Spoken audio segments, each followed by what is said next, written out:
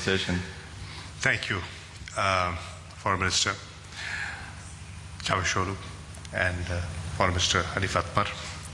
I'm delighted to be here once again in Istanbul for this trilateral meeting.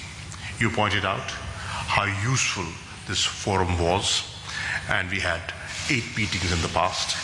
Unfortunately, we could not keep the momentum, and there was a gap of many years.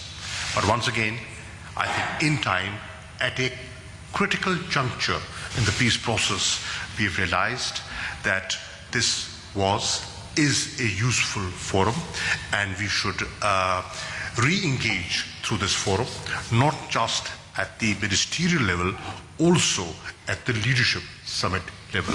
And we did today discuss revitalization of the summit level engagement. This is a critical time for the region, and particularly Afghanistan. I think it is not just a critical time, it's a unique opportunity for Afghans. And they must show farsightedness and flexibility. Because if they miss this opportunity, everybody will suffer. And they will suffer the most. And they have suffered the most. So it is important. It is important that Afghans sit together and find a way forward. Because they have realized over the years that there has been no military solution. And if there isn't one, then what is the way forward? The only way forward is through a negotiated political settlement. Now, how can you have a negotiated political settlement if we are not sitting together? It is important to sit together, and that is why Pakistan urged and will continue to urge the Taliban to come to the negotiating table and sit amongst themselves. It's their country, it's their future, and they have to sit and decide what they want for themselves. We can only facilitate. You as friends, as well-wishers, as brothers, care about them.